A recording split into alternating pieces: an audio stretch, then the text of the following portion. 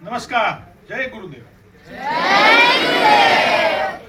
આપ જો રહ્યા છો નવયુગ સંકુલની અંદર ઓડિટોરિયમમાં આપણા પ્રાથમિક અને માધ્યમિકના વિદ્યાર્થીઓનું તુષાર પૈજા સંચાલિત કોણ બનેગા ચેમ્પિયન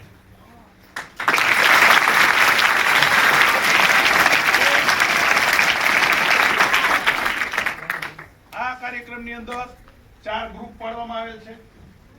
આ 4 ગ્રુપમાં જે સિલેક્ટ થયા છે એ આ માસ જે બેઠો છે ને બધા જ વિદ્યાર્થીઓમાંથી એની ક્વિઝ કરવામાં આવી હતી. એમાં આટલા વિદ્યાર્થીઓ સિલેક્ટ થયા, વિજેતા થયા.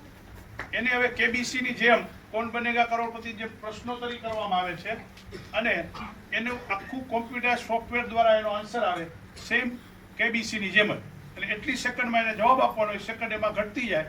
આવું સરસ આયોજન અને સાચો જે ઓપ્શન હોય એ જવાબ સાચો પડે તો એમાં પણ સાચો સ્ક્રીન ઉપર આવે સેમ કેબીસી.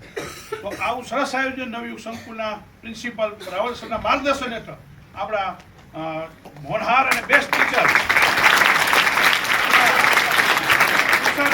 દ્વારા આયોજન કરવામાં આવેલ છે અને તમામ સ્ટાફે પણ જહેમત ઉઠાવે અને આ ટીમના તેજસ્વી તારલાઓ તમે બરાબર ચહેરા નિહાળો અને ડ્રેસ કોડમાં બધા આવ્યા છે અને નવયુગ હંમેશા કંઈક નવું કરે છે, નવી પહેલ કરે છે તો વિદ્યાર્થીઓમાં જનરલ નોલેજનો ડેવલપમેન્ટ થાય.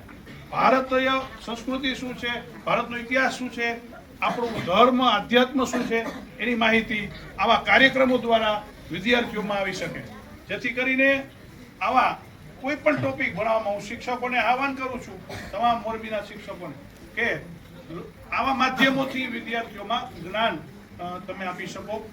હવે પછી દુનિયા જે છે એ કોમ્પ્યુટરનો યુગ છે, અપડેટનો સમય છે, એટલે ચીલાચાલુ શિક્ષણ પદ્ધતિ હવે ચાલશે નહીં. જેથી કરીને આવા અલગ અલગ માધ્યમોથી શિક્ષણ આપવું હિતાવહ રહેશે.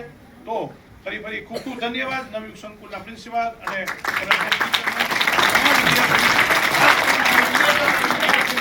અભિનંદન. જય ગુરુદેવ, વંદે માતરમ.